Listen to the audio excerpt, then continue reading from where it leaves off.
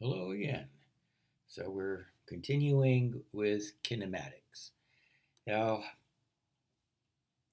this can be a complicated, messy subject, and if there are shortcuts, things that can make our life easier, we need to use them. And long ago, when I was teaching in the high school, I found um, that this book here, Cracking the AP Physics Exams, a series of books put out by the Princeton Review, are actually pretty good. They're no nonsense books that help the students learn and pass the exam. So, I suggest you get one of these books. They're pretty good books.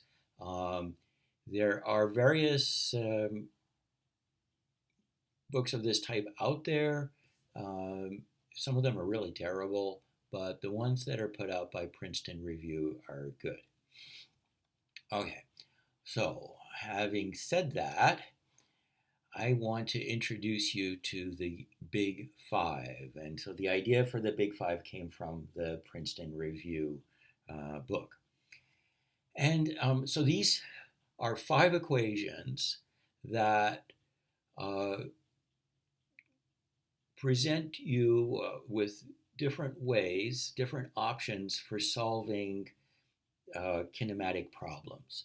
And they'll work as long as the acceleration is a constant, which is going to be mostly the case in this class. But you want to keep an eye out. If you notice that the acceleration is not going to be constant, then these formulas that we're about to look at won't work. Okay. So let's go through the formulas. So big five, number one. So I'm using this numbering scheme here. So the first one is here. And look at this formula carefully.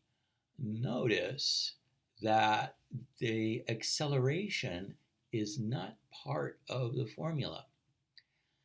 Right? And if you read it, it says, okay, the position at some future time is equal to the initial position plus 1/2 the initial velocity plus the final velocity, this thing added, and then times the time. Now, notice that this is really the average of these two velocities. So, this formula is, maybe it looks a little complicated, but if you think about it as being the average velocity, then it's actually simpler than it seems. And then, so this formula is equivalent to this formula here. So position equals initial position plus average velocity times time. All right. And another thing that you can do is you could subtract x0 from both sides and call that, now you've got delta x, right? X minus x0. And so then this formula here can also become this one after you've subtracted x0 from both sides.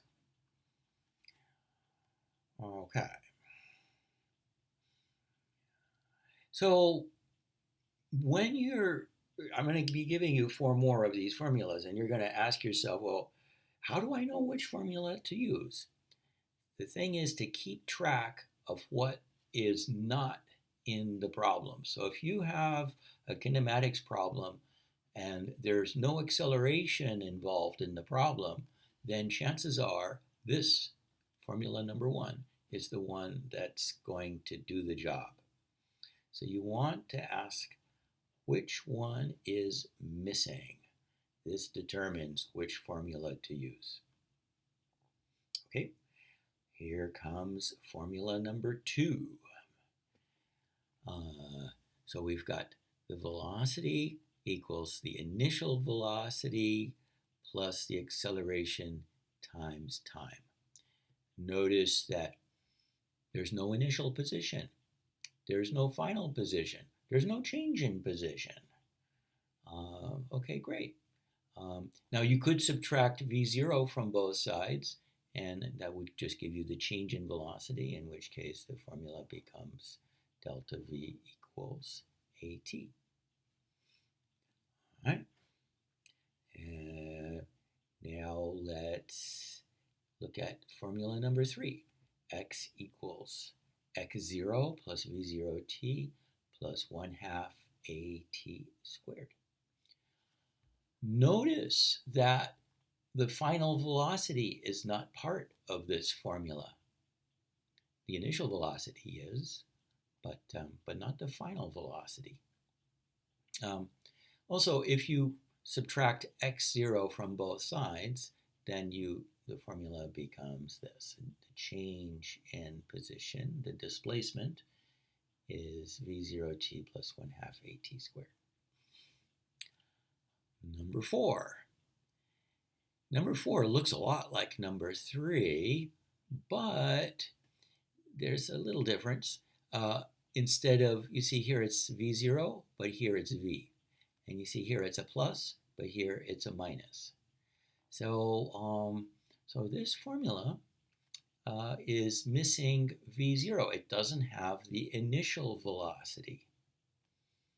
And then now let's see, you could subtract x0 from both sides, in which case it becomes delta x equals vt minus 1/2 at squared.